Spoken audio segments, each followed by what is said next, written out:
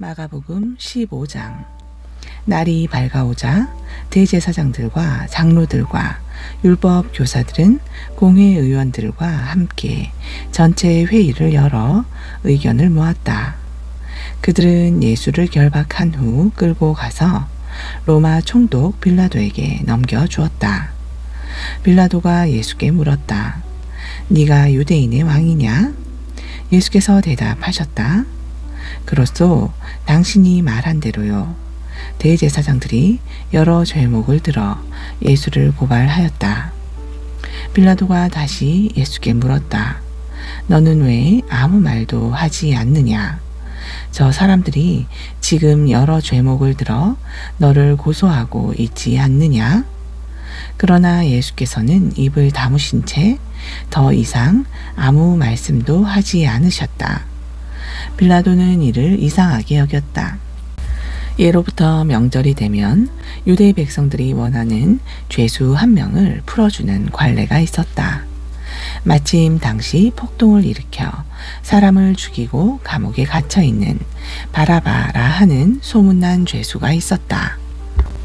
유대 군중은 빌라도에게 전례에 따라 죄수 하나를 풀어주라고 요구했다. 그러자 빌라도가 물었다. 여러분이 풀어주기를 원하는 사람이 유대인의 왕이라고 하는 자요? 빌라도는 대제사장들이 예수를 시기한 나머지 자기에게 넘긴 것임을 알고 이렇게 말한 것이다. 그러나 대제사장들은 군중을 선동하여 예수가 아닌 바라바를 풀어달라고 요구하게 했다. 빌라도가 다시 군중에게 물었다. 그렇다면 여러분은 유대인의 왕이라고 하는 자를 내가 어떻게 처리했으면 좋겠소? 군중들이 큰 소리로 외쳤다. 그를 십자가에 못 박으시오. 그리하여 빌라도는 군중의 비위를 맞춰주려고 바라바를 풀어주었다. 그런 다음 예수를 채찍질하게 한 후 십자가에 못 박으라고 그를 넘겨주었다. 로마 군인들은 총독 관저의 뜰로 예수를 끌고 들어간 후 부대원 전체를 집합시켰다. 그런 다음에 그들은 예수께 자색 옷을 입히고 가시관을 엮어 머리에 씌운 뒤 예수께 경례를 하면서 유대인의 왕 만세 하고 외쳤다. 또 갈대로 예수의 머리를 치고 침을 뱉는가 하면 무릎을 꿇고 경배하는 신용을 했다. 이렇게 실컷 예수를 희롱한 다음 예수에게서 자색 옷을 벗기고 예수의 본래 옷을 다시 입혔다. 그런 후에 군인들은 예수를 십자가에 못 박으려고 성문 밖으로 끌고 나갔다. 마침 그때 알렉산더와 루포의 아버지인 구레네 사람 시몬이 고향에서 올라와 그곳을 지나가고 있었다. 로마 군인들은 그를 붙들어 억지로 예수의 십자가를 지고 가게 했다. 로마 군인들은 예수를 끌고 골고다라는 곳으로 갔다. 골고다는 해골이라는 뜻이다. 군인들이 몰약을 탄 포도주를 예수께 드렸으나 예수께서는 그것을 거절하셨다. 마침내 군인들은 예수를 십자가에 못 박았다.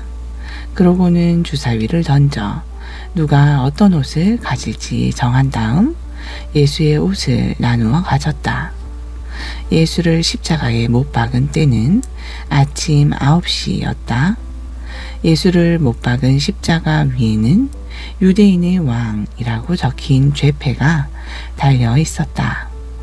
그날 아침에 강도 2명도 십자가형을 언도받아 예수의 십자가 양쪽에 달렸다. 하나는 예수의 오른쪽에, 하나는 예수의 왼쪽에 달렸다. 그리하여 그는 범죄자들 가운데 한 사람으로 여김을 받았다. 라고 기록된 성경 말씀이 이루어졌다. 지나가는 사람들이 머리를 흔들고 예수를 조롱했다. 아하, 성전을 헐고 사흘 만에 다시 짓겠다던 자야. 어디 한번 십자가에서 내려와 네 목숨이나 구해보시지. 대제사장과 율법 교사들도 예수를 조롱했다. 이 자가 남은 구하면서 자기 자신은 구하지 못하는군.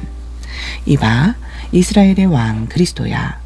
어디 십자가에서 한번 내려와 보시지. 그러면 우리가 믿어드리지. 심지어 예수와 함께 십자가형을 받고 있던 두 강도까지도 예수께 욕을 퍼부었다.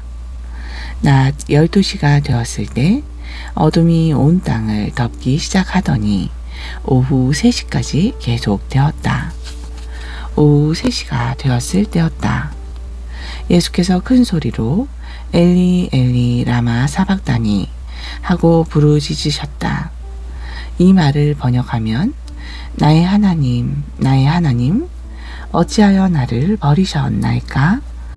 라는 뜻이다. 그러나 거기 가까이 서 있던 사람들은 이 소리를 듣고 예수가 예언자 엘리야를 부르는 것으로 생각하였다. 그들 가운데 한 사람이 달려가 해변에 신 포도주를 적신 후 갈대 끝에 꽂아 예수의 입에 대어주면서 말했다. 어디 엘리야가 와서 그를 십자가에서 내려주나 보자. 그때 예수께서 큰 소리를 지르시고서 숨을 거두셨다. 바로 그때 성전의 휘장이 위에서부터 아래까지 두 폭으로 찢어졌다. 십자가 곁에서 예수께서 숨을 거두시는 것을 낱낱이 지켜보고 있던 백부장이 말했다. 이분이야말로 참으로 하나님의 아들이셨다. 몇몇 여자들도 멀리서 예수의 모습을 지켜보고 있었다.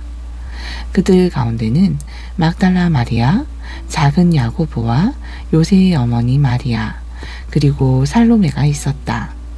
이들은 갈릴리에서부터 예수를 줄곧 따르면서 시중을 들인 여자들이었다.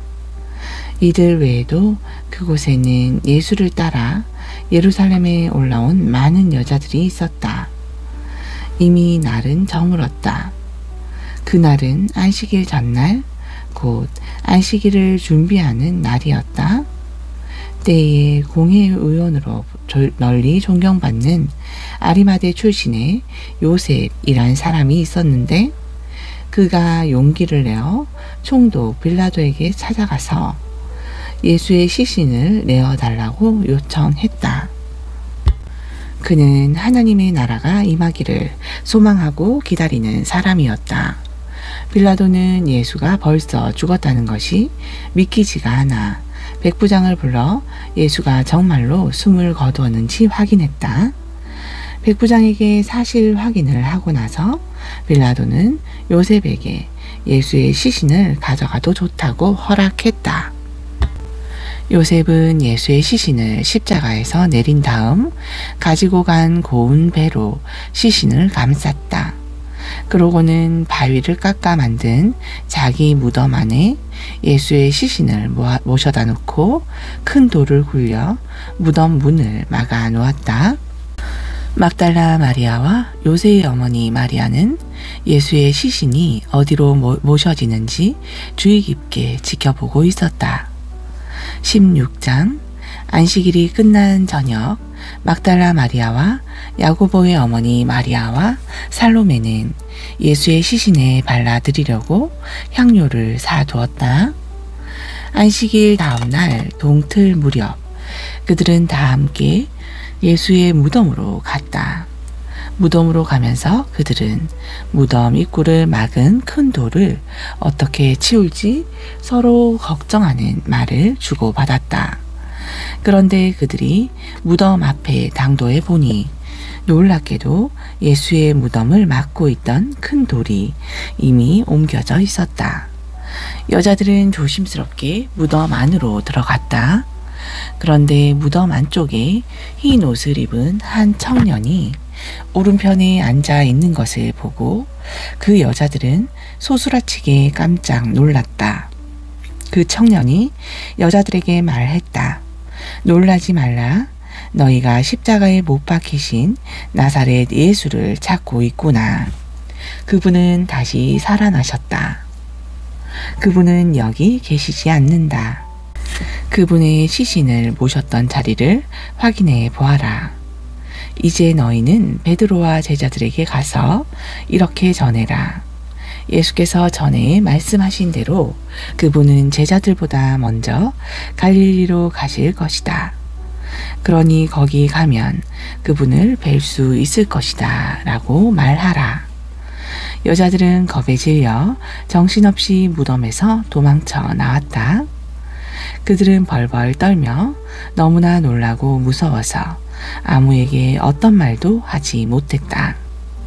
무덤에서 다시 살아나신 예수께서는 그날 이른 아침 가장 먼저 막달라 마리아에게 나타나셨다.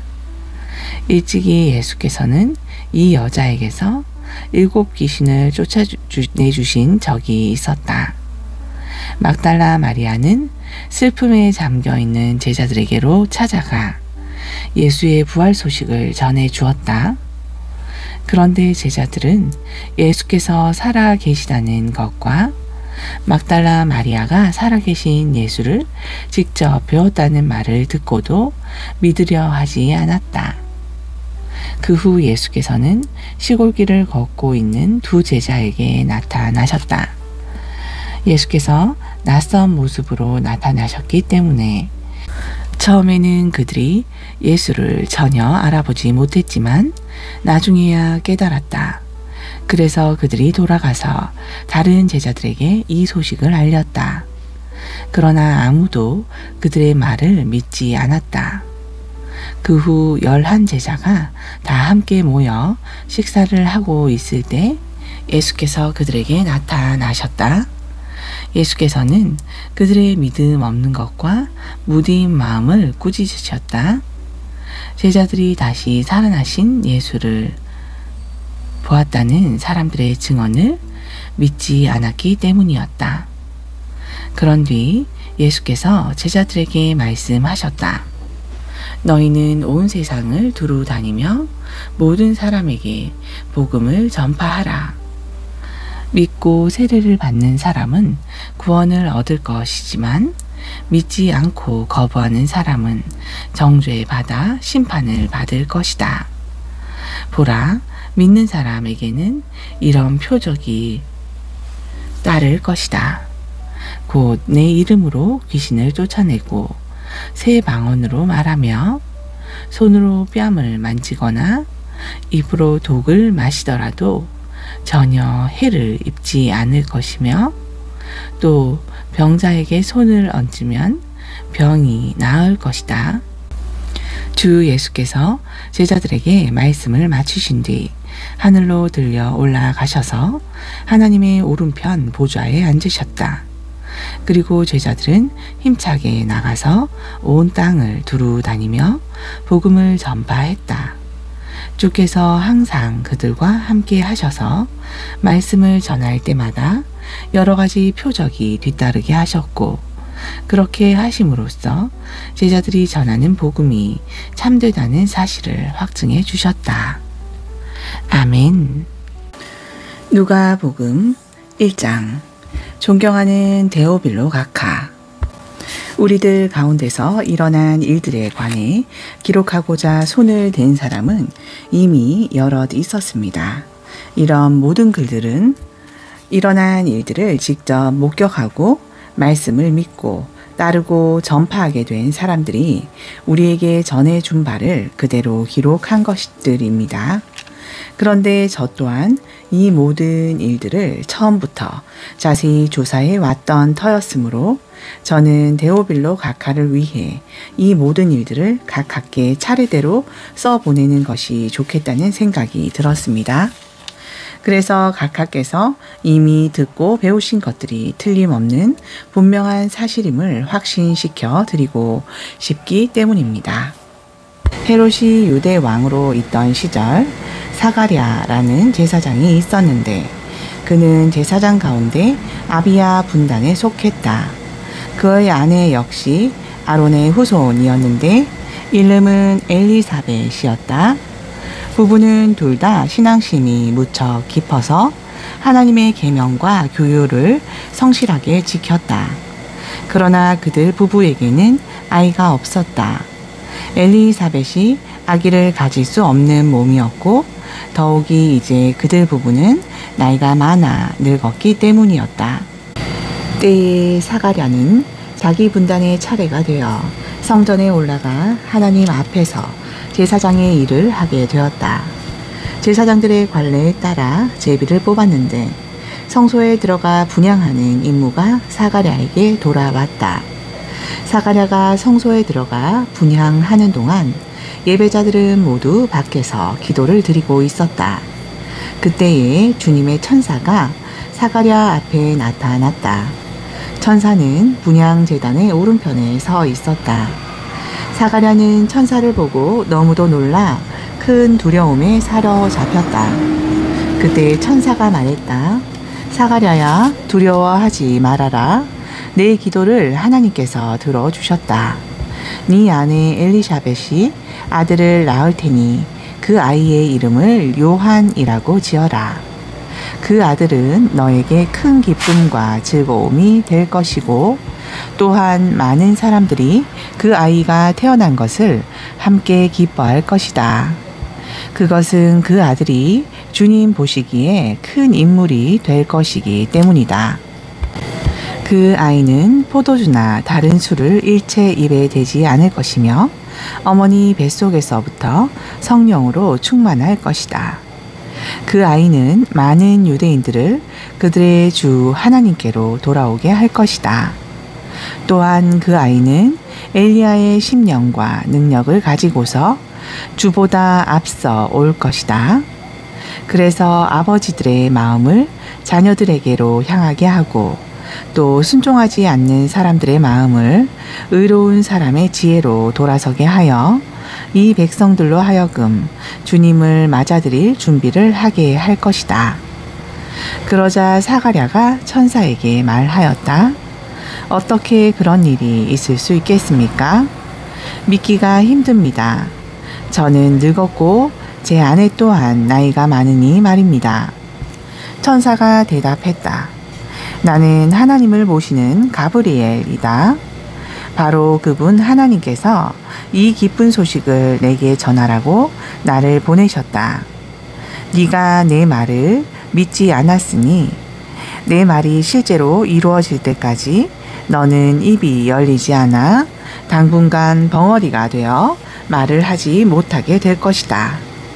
한편 성소 밖에서 사가랴가 나오기를 기다리던 사람들은 그가 너무 오랫동안 나오지 않자 이를 이상하게 여겼다. 마침내 사가랴가 성소 밖으로 나왔지만 그는 말을 하지 못했다. 사가랴가 말은 하지 못했지만 사람들은 그가 열심히 손짓을 하는 것을 보고는 그가 환상을 보았다고 생각했다. 제사장 직무 기간이 끝나자 사가랴는 자기 집으로 돌아왔다. 그 후 사가랴의 아내 엘리사벳은 아기를 임신하여 5달 동안 집 안에만 있었다. 그때 엘리사벳은 이렇게 말했다.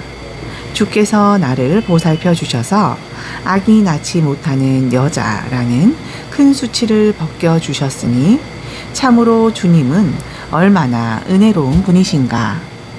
사가랴의 아내 엘리사벳이 아기를 가진 지 6달 되었을 때 어느 날 하나님께서는 천사 가브리엘을 갈릴리의 나사렛이라는 동네로 보내셔서 다윗의 후손인 요셉이라는 사람과 약혼한 처녀를 찾아가게 하셨다. 그 처녀의 이름은 마리아였다. 가브리엘 천사가 마리아에게 나타나 말했다. 기뻐하라. 큰 은혜를 입은 자여, 주께서 너와 함께 하신다. 천사의 말을 듣고 마리아는 놀라 몸을 떨면서도 그 말이 무슨 뜻인지 도대체 궁금해졌다. 천사가 말했다. 마리아여, 두려워하지 말라. 하나님께서 너에게 놀라운 은혜를 내리셨다. 너는 이제 곧 임신하여 아들을 낳게 될 것인데 그 아기의 이름을 예수라고 하여라. 그는 위대한 분이 될 것이며 지극히 높으신 분의 아들이라 불릴 것이다. 주 하나님께서는 그에게 그의 조상 다윗의 왕위를 있게 하실 것이다. 그는 야곱의 집을 영원히 다스릴 것이며 그의 나라 역시 영원 무궁토록 이어질 것이다. 마리아가 천사에게 물었다. 하지만 처녀인 제가 어떻게 아기를 가진단 말입니까? 천사가 대답했다. 성령께서 내게 임하시고 지극히 높으신 분의 권능이 너를 감싸 주실 것이다. 그러므로 내게서 태어날 아기는 거룩한 분이요 하나님의 아들이라 불릴 것이다. 보라, 네 친척 엘리사벳도 그렇게 늙은 나이에 아기를 가졌다. 사람들은 그녀를 아기를 낳지 못하는 여자라고 수군댔으나 그녀가 임신한 지 이미 6달이나 되었다. 하나님께서는 불가능이 없으므로 그분께서 약속하신 것은 무엇이나 그대로 다 이루어진다. 마리아가 말했다. 저는 주의 여종입니다. 당신이 말씀하신 대로 모든 일이 제게 다 이루어지기를 바랍니다. 그러자 천사가 마리아에게서 떠나갔다. 며칠 후 마리아는 일어나 유대의 한 산간 마을로 서둘러 갔다. 그녀는 사가랴의 집으로 들어가서 엘리사벳에게 인사했다. 마리아의 문안 인사를 받을 때 엘리사벳의 뱃속에서는 아기가 뛰어놀았다. 그때 엘리사벳이 성령으로 충만해져서 마리아에게 큰 소리로 말했다. 마리아야, 너는 여인들 가운데서 큰 복을 받았구나. 내 태중에 있는 아기도 복을 받았구나. 내 주의 어머니께서 나를 찾아주시다니 이 얼마나 영광스러운 일인가. 네가 인사하는 소리를 듣자마자 내 태중의 아기가 기뻐서 뛰놀았다. 주께서 하신 말씀이 다 이루어지리라는 것을 믿는 여인은 참으로 복되도다. 그러자 마리아가 이렇게 찬양하였다. 내 영혼이 주님을 찬양하며 내 주 하나님을 내가 진실로 기뻐함은 주께서 비천한 이 몸을 돌보셨음이라. 이제부터는 모든 세대가 나를 축복받은 자라 하리니 전능하시고 거룩하신 그분께서 내게 큰 일을 행하셨음이라. 그분의 자비가 그분을 경외하는 모든 자들에게 대대로 있으리로다. 그분은 강하신 팔로 능력을 베푸시고 교만한 자들을 산산이 흩으셨도다. 그분은 왕들을 그들의 보좌에서 끌어내리시고 비천한 자들을 높이 올리셨도다. 그분은 굶주린 자들을 기름진 것으로 배불리 먹여 주시고 부요한 자를 빈손으로 돌려 보내셨도다. 그분은 자기 종 이스라엘을 도우셔서 자비를 베푸시겠다는 약속을 잊지 않으셨도다. 우리 조상 아브라함과 그의 후손에게 약속하신 대로 그분의 자비는 그분의 백성들 위에 영원토록 있으리라. 마리아는 3달쯤 엘리사벳과 함께 지낸 뒤 나사렛의 자기 집으로 돌아갔다. 마침내 사가랴의 아내 엘리사벳은 달이 차서 아들을 낳았다. 그 소식은 이웃과 친척들에게 금세 퍼져나가 모두가 주께서 그녀에게 베푸신 큰 은혜로 인해 다 함께 기뻐하였다. 아기가 태어난 지 8회째 되는 날 사람들이 할례 의식을 치르기 위해 모였다. 사람들은 아버지의 이름을 따라 그 아기 이름을 사가랴로 지으려 했다. 그러나 엘리사벳이 큰 소리로 말했다. 안 됩니다. 요한이라고 불러야 합니다. 사람들이 말했다. 당신 집안에는 그런 이름을 가진 사람이 아무도 없지 않소. 그래서 사람들은 아기 아버지에게 손짓으로 물어보았다. 그러자 사가랴가 손짓으로 서판을 달라고 한 뒤 아기의 이름은 요한이다 라고 쓰자 모두가 깜짝 놀랐다. 바로 그 순간 사가랴의 입이 풀려 다시 말을 할 수 있게 되자 그는 하나님을 찬양했다. 이웃 사람들은 모두가 크게 놀랐고 이 소문은 유대 산골에 두루 퍼져 나갔다. 그 소문을 들은 사람들은 다들 놀라워하며 이 아기가 장차 어떤 사람이 될까 하고 궁금하게 여겼다.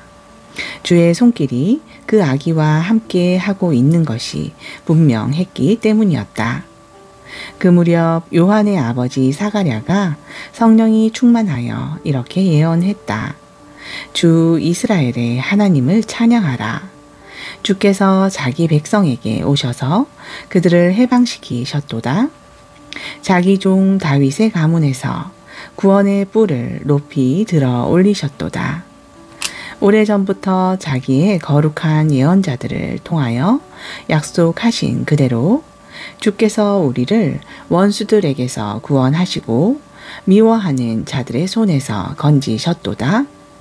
우리 조상에게 자비를 베푸시고 자기의 거룩한 약속을 기억하셨도다. 이것은 주께서 우리에게 주시려고 우리 조상 아브라함에게 하신 맹세이니 우리를 원수들에게서 건져주시고 두려움 없이 하나님을 섬기게 하시며 우리를 거룩하고 의롭게 만드셔서 평생 동안 주 앞에서 살아가게 하셨도다. 너 아가야, 너는 가장 높으신 분의 예언자라 불리게 되리니 내가 주보다 앞서서 주를 위해 길을 예비하겠음이라. 너는 주의 백성에게 죄의 사함을 받아 구원에 이르는 길을 가르쳐 주리라. 우리 하나님의 사랑과 자비로 인하여 드높이 떠오른 태양이 어둠과 죽음의 그늘에 앉아있는 자들에게 빛을 비추고 우리의 발을 평강의 길로 인도하시리라. 아기는 자라면서 날로 심령이 강건해졌고 이스라엘 백성들 앞에 공개적으로 나타날 때까지 광야에서 홀로 살았다. 2장. 그 무렵 아우구스투스 황제가 로마 제국 전역에 칙령을 내려 모든 사람들로 하여금 호적 등록을 하게 했다. 이 호적 등록은 구레뇨가 수리아 총독으로 있을 때에 처음 시행된 것이다. 황제의 칙령에 의하면 모든 사람들은 각자 자신의 고향으로 가서 호적을 등록해야 했다. 그래서 다윗의 후손인 요셉도 갈릴리 지역의 나사렛을 떠나 다윗 왕의 고향인 유대 땅 베들레헴으로 가야 했다. 요셉은 이미 만삭이 된 약혼녀 마리아와 함께 호적을 등록하러 길을 떠났다. 그들이 베들레헴에 머무르고 있는 동안 달이 차서 아기를 낳을 때가 되었다. 마침내 마리아는 첫 아들을 낳고는 아기를 강보에 사서 구유에 뉘어 두었다. 당시에 마을 여관이 다 차서 그들이 묵을 방이 없었기 때문이었다. 그날 밤 베들레헴 근처의 들판에서는 목자들이 양을 지키고 있었다. 그때 주의 천사가 갑자기 목자들에게 나타나고 주의 영광의 광채가 그들을 두루 비추니 그들이 몹시 두려워했다. 그러자 천사가 목자들에게 말했다. 두려워하지 말라.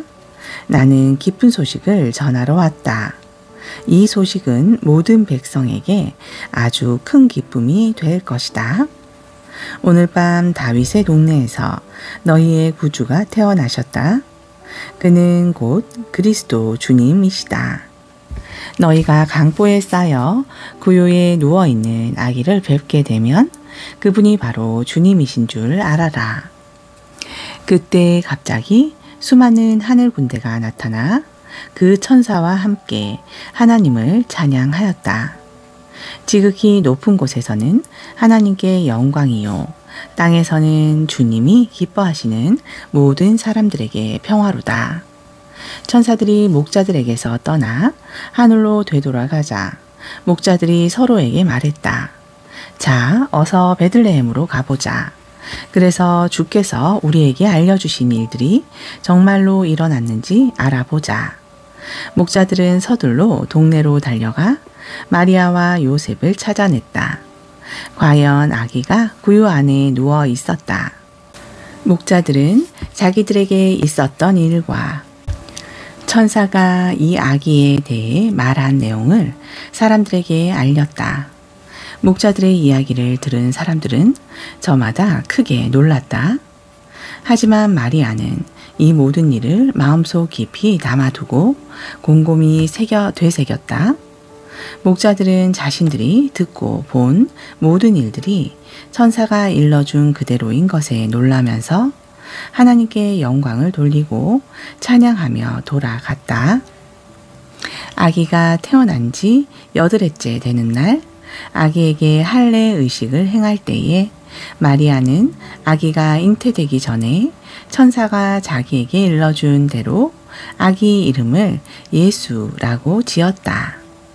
모세의 율법에 따라 정결 의식을 치를 때가 되자 요셉과 마리아 부부는 아기를 주께 바치려고 예루살렘으로 올라갔다. 이것은 주의 율법에 처음 태어난 마다들은 하나님께 바쳐야 한다 라고 기록된 대로 그대로 행하기 위함이고, 또한 주의 율법에 산비둘기 한 쌍이나 어린 집비둘기 2마리를 드려야 한다 라고 기록된 대로 희생 제물을 주께 드리기 위함이었다. 그런데 당시 예루살렘에는 시므온이라는 사람이 살고 있었다. 그는 의롭고 경건한 사람으로 이스라엘의 구원을 간절히 고대하고 있었다. 그는 항상 성령이 충만한 상태였다. 그는 그리스도를 보기 전에는 자신이 죽지 않을 것이라는 성령의 계시를 받은 적이 있었다. 그날도 시므온은 성령의 인도로 성전에 갔다. 그때 마침 마리아와 요셉이 주의 율법에 정한 대로 아기 예수를 주께 드리려고 성전 안으로 들어왔다.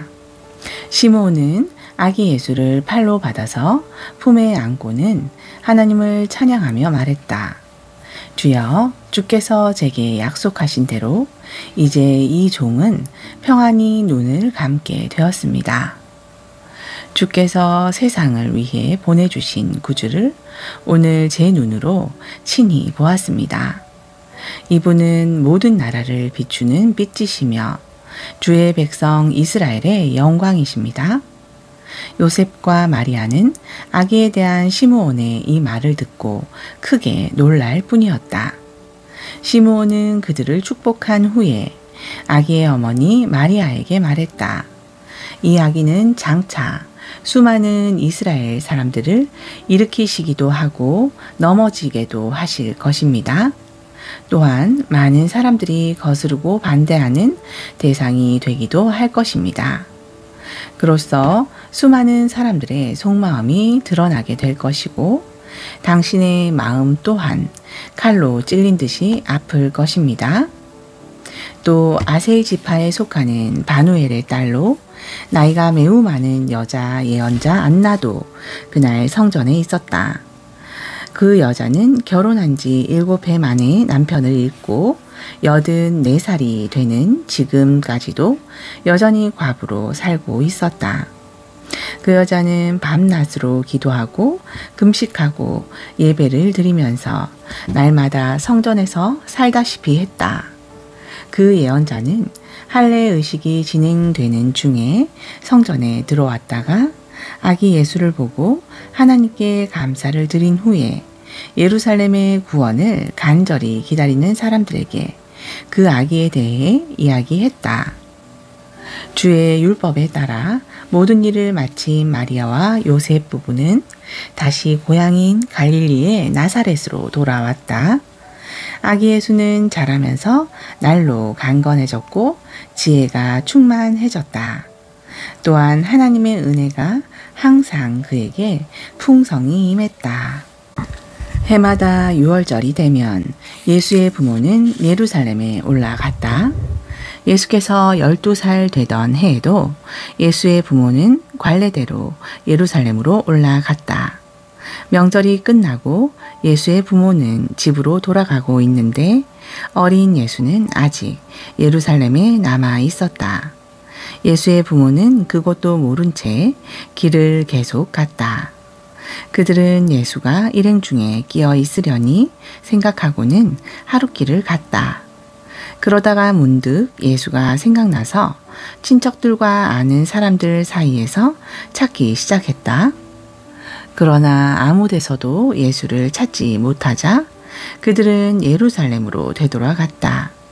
사흘 후에야 예수의 부모는 예루살렘 성전 뜰에서 예수를 발견했다. 그때의 예수는 선생들 사이에 앉아서 그들의 말을 듣기도 하고 있었고 묻기도 하고 있었다. 그런데 예수의 말을 듣고 있던 사람들은 모두가 그의 슬기와 지혜에 크게 경탄했다. 예수의 부모 역시 그 일을 보고서 깜짝 놀랐다. 어머니가 예수에게 말했다. 얘야, 왜 이렇게 우리 속을 태우느냐? 나와 내 아버지는 너를 찾느라고 얼마나 헤맸는지 모른다. 그러자 예수가 대답하였다. 왜 그렇게 저를 찾으셨나요? 제가 당연히 제 아버지의 집에 있으리라는 것을 왜 모르셨죠? 그러나 부모는 예수가 자신들에게 한 그 말이 무슨 뜻인지 깨닫지 못했다. 소년 예수는 부모를 따라 고향 나사렛으로 돌아와 부모님께 순종하며 지냈다. 예수의 어머니 마리아는 이 모든 일을 마음속에 소중히 담아 두었다. 예수는 날로 키와 지혜가 자라갔고 자라면서 하나님과 사람들에게서 더욱 사랑을 받았다. 3장 티베리우스 황제가 로마 제국을 다스린 지 15년째 되던 해였다. 당시에는 빌라도가 유대의 총독으로 헤롯이 갈릴리의 분봉왕으로 그의 동생 빌립이 이두레와 드라고니 지방의 분봉왕으로 루사니아가 아벨레네의 분봉왕으로 있었다. 또 유대의 대제사장 직분은 안나스와 가야바가 맡고 있었다. 그 무렵 하나님의 말씀이 광야에 살고 있는 사가랴의 아들 세례자 요한에게 임했다. 세례 요한은 요단강 지역을 두루 돌아다니며 죄를 용서받으려면 회개해야 한다고 사람들에게 설교했다. 이것은 예언자 이사야가 기록한 그대로였다. 광야에서 외치는 자의 소리가 있으니 곧 너희는 주님의 길을 예비하고 그분이 다니실 길을 곧게 하여라. 모든 골짜기가 메워질 것이고 모든 산과 언덕은 낮아질 것이며 구부러진 길은 곧게 펴질 것이고 험한 길은 평탄해질 것이니 그리하여 모든 사람들이 하나님의 구원하심을 보게 될 것이다. 세례 요한은 자신에게 세례를 받으러 나온 군중에게 설교했다. 독사의 자식들아, 닥쳐올 징벌을 피하라고 누가 일러주더냐? 너희는 먼저 회개했다는 열매를 보여주어라.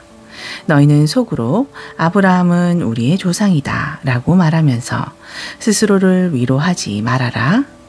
하나님께서는 이 돌들을 가지고도 능히 아브라함의 자녀를 만드실 수 있는 분이다.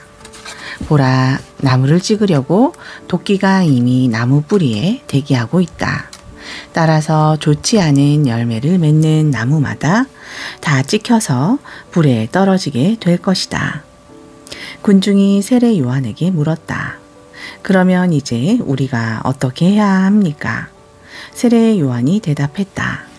옷을 2벌 가진 사람은 가지지 못한 사람에게 나누어 주어라. 먹을 것이 있는 사람은 굶주린 사람과 나누어 먹어라.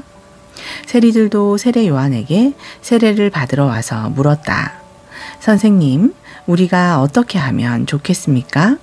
세례 요한이 대답했다. 규정된 것 이상으로는 더 세금을 걷어들이지 말아라. 군인들도 와서 물었다. 우리는 어떻게 해야 합니까? 세례 요한이 대답했다.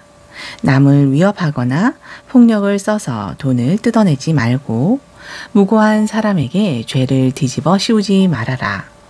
또 너희들이 받는 봉급만으로 만족하여라. 그리스도 곧 메시아가 오실 것이라고 간절히 고대하고 있던 많은 사람들은 세례 요한이 혹시 그분이 아닐까 생각했다. 그래서 세례 요한이 그들 모두에게 대답했다. 난 아니다. 나는 너희에게 물로 세례를 주지만 내 뒤에 나보다 훨씬 더 큰 능력을 가지신 분이 곧 오신다.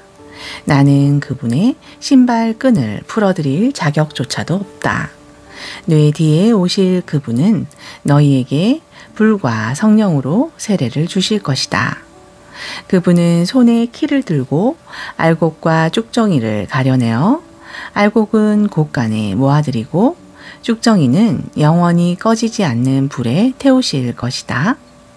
그 밖에도 세례 요한은 여러 가지 권면을 하면서 사람들에게 기쁜 소식을 선포했다. 한편 갈릴리의 분봉왕 헤롯이 자기 동생 빌립의 아내를 빼앗아 자기 아내로 삼는 등 여러 가지 옳지 못한 일을 저지르자 세례 요한은 그것을 공공연하게 책망했다.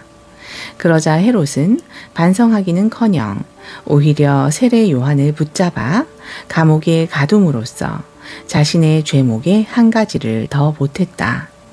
세례 요한에게 세례를 받는 사람들 사이에 끼어 예수께서도 친히 세례를 받으셨다. 예수께서 세례를 받으신 후 기도를 하시는데 하늘이 열리더니 성령이 비둘기 같은 형상으로 예수 위에 내려오셨다. 동시에 하늘에서 소리가 들려왔다. 너는 내가 사랑하는 아들이요 내 마음에 흡족한 아들이다. 예수께서는 30살 무렵부터 본격적으로 활동하셔서 사람들에게 가르침을 베풀기 시작하셨다. 사람들이 알고 있는 것처럼 예수의 아버지는 요셉이었다.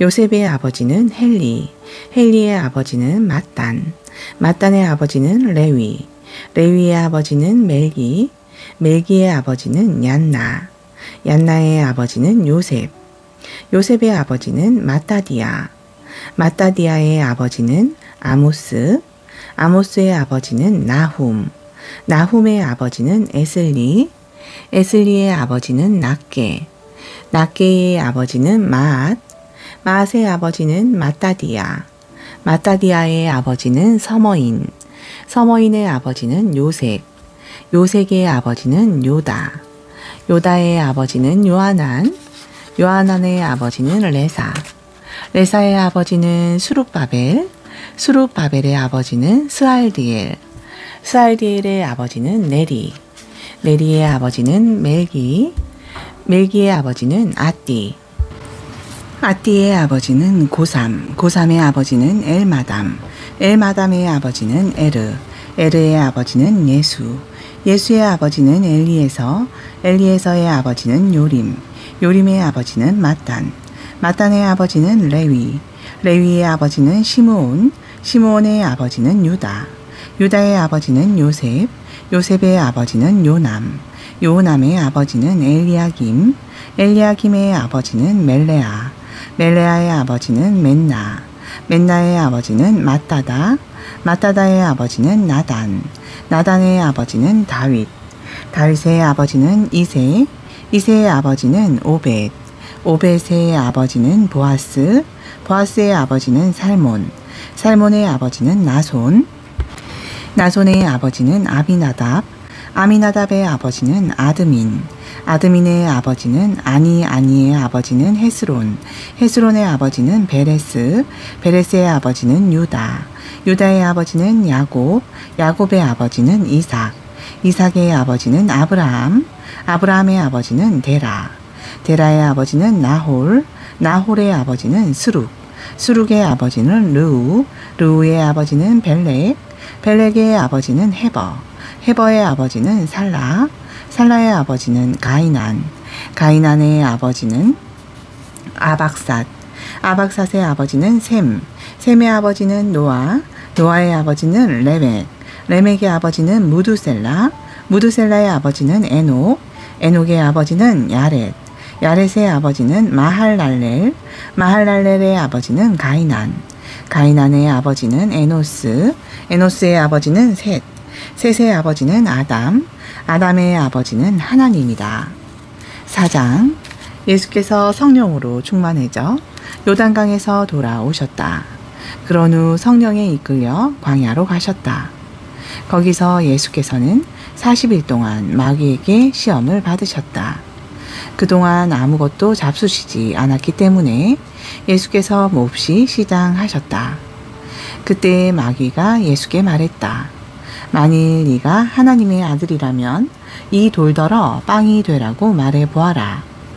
예수께서 마귀에게 대답하셨다. 성경에 기록되어 있기를 사람이 빵으로만 사는 것이 아니다 라고 하였다.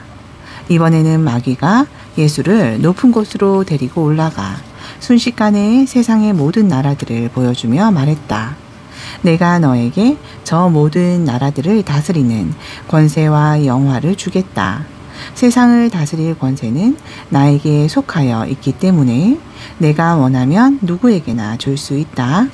자, 나에게 경배하여라. 그렇게 한다면 그 모든 것들이 다 너의 것이 될 것이다. 예수께서 마귀에게 말씀하셨다. 성경에 기록되어 있기를 주 너의 하나님을 경배하고 오직 그분만을 섬기라 하였다. 마지막으로 마귀는 예수를 데리고 성전 꼭대기로 올라가서 말했다. 만일 네가 하나님의 아들이거든 여기서 한번 뛰어내려 보아라. 성경에 기록되어 있기를 하나님께서 너를 위해 천사들에게 명하여 너를 보호하실 것이니 천사들이 손으로 너를 떠받쳐 너의 발이 돌에 부딪히지 않게 할 것이다 라고 하였지 않느냐. 예수께서 마귀에게 대답하셨다. 성경에는 기록되어 있기를 주 너의 하나님을 시험하지 말라 하였다. 이처럼 마귀는 모든 시험을 끝마치고 적절한 시기가 올 때까지 다음 기회를 노리면서 당분간 예수를 떠나갔다.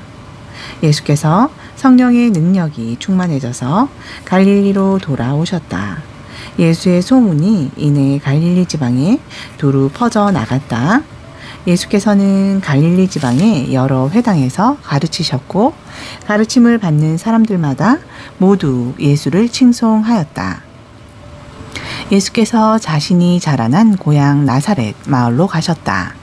안식일이 되자 예수께서는 늘 하던 대로 회당에 가셨고 거기서 성경을 읽으려고 자리에서 일어나셨다. 예언자 이사야의 두루마리를 건네 받아든 예수께서는 두루마리를 펼치고 읽어 내려 가셨다. 주의 영이 나에게 임하셨으니 그것은 가난한 자들에게 복음을 전하게 하시려고 주께서 내게 기름을 부으셨기 때문이다. 주께서는 나를 보내셔서 포로로 붙잡힌 이들에게는 자유를 선포하게 하셨고 앞을 못 보는 이들에게는 눈을 뜨게 해서 다시 보게 하셨다. 또 억눌린 사람들은 다 풀어주게 하셨고 주께서 은혜 베푸실 때를 사람들에게 널리 선포하게 하셨다.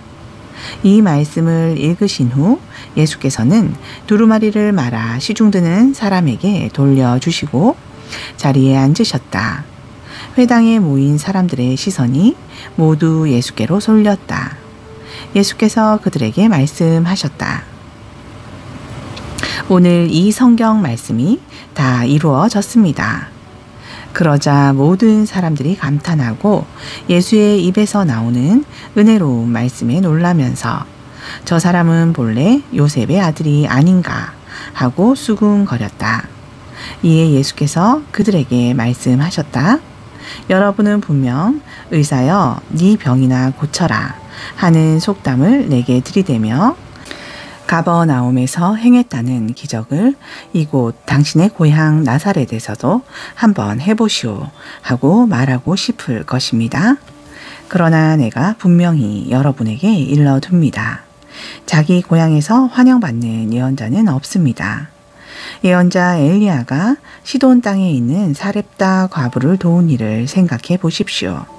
3년 6개월 동안이나 비가 오지 않아 온 땅에 기근이 계속되어 도움이 필요한 이스라엘의 과부들이 수두룩했지만 엘리야는 단지 이방인 과부 한 사람만을 도왔을 뿐입니다. 엘리사는 또 어떠했습니까? 이스라엘 땅에는 나병 환자들이 수두룩했는데도 그는 단지 수리아 사람 나아만을 고쳐주었을 뿐입니다. 회당에 있던 모든 사람들이 예수의 이 말씀을 듣고 잔뜩 화가 났다. 그래서 그들은 예수께로 몰려가 그를 동네 밖으로 쫓아냈다. 그러고는 예수를 벼랑으로 끌고 가서 아래로 밀쳐 떨어뜨리려고 하였다. 그러나 예수께서는 군중들의 한가운데를 헤치고 지나간 다음 그곳을 떠나가셨다. 예수께서 갈릴리 지방의 가버나움으로 가셔서 안식일에 회당에서 설교하셨다. 예수의 말씀이 워낙 독특하고 권위가 있어서 사람들은 모두 크게 놀랐다. 그때 악한 귀신 들린 사람 하나가 회당에 있다가 예수를 향해 큰 소리로 외쳤다. 아, 나사렛 예수여, 당신은 우리에게 무엇을 원하십니까? 우리를 멸하려고 오셨습니까? 나는 당신이 누구인지 잘 압니다. 당신은 하나님께서 보내신 거룩한 분이십니다. 그러자 예수께서 엄히 꾸짖으셨다. 입 다물고 그 사람에게서 당장 나가라. 귀신은 사람들이 모두 지켜보는 앞에서 그 사람을 내동댕이 친 후에 떠나갔다. 그러나 그 사람은 아무 상처도 입지 않았다. 사람들은 크게 놀라서 서로 수군거렸다. 이건 도대체 무슨 가르침인가? 이분의 말씀에는 도대체 무슨 능력이 있기에 귀신까지도 복종하는가? 예수께서 행하신 이 일은 화제거리가 되어 삽시간에 온 지방으로 퍼져나갔다. 예수께서 회당을 떠나 시몬의 집으로 가셨다. 마침 시몬의 장로가 심한 열병을 앓고 있어서 사람들이 그녀를 고쳐달라고 예수께 청했다. 예수께서 그 부인을 굽어 보신 후 열병을 꾸짖자 즉시 병이 나았다. 시몬의 장모는 자리에서 일어나 그들을 위해 시중을 들었다. 날이 저물자 마을 사람들은 온갖 병자들을 예수께 데려왔다. 예수께서 각양 병자들에게 일일이 손을 얹어 그들의 병을 고쳐주셨다. 특히 귀신 들린 사람들도 모두 고침을 받았다. 귀신들은 떠나가면서 아, 당신은 하나님의 아들입니다. 하고 외쳤다. 귀신들은 예수가 그리스도인 줄 이미 알고 있었던 것이다. 하지만 예수께서는 그런 귀신들을 엄히 꾸짖어 그 말을 하지 못하게 하셨다. 날이 밝자 예수께서는 홀로 한적한 곳으로 가셨다. 사람들이 사방으로 찾아 헤매다가 예수를 찾자 자기들을 떠나지 말아 달라고 간청했다. 예수께서 말씀하셨다. 나는 다른 마을에서도 하나님 나라의 복음을 전해야 합니다. 그 일을 위해서 하나님께서 나를 보내셨기 때문입니다. 그 뒤 예수께서는 유대의 여러 회당을 두루 다니시며 하나님 나라의 복음을 전하셨다. 아멘.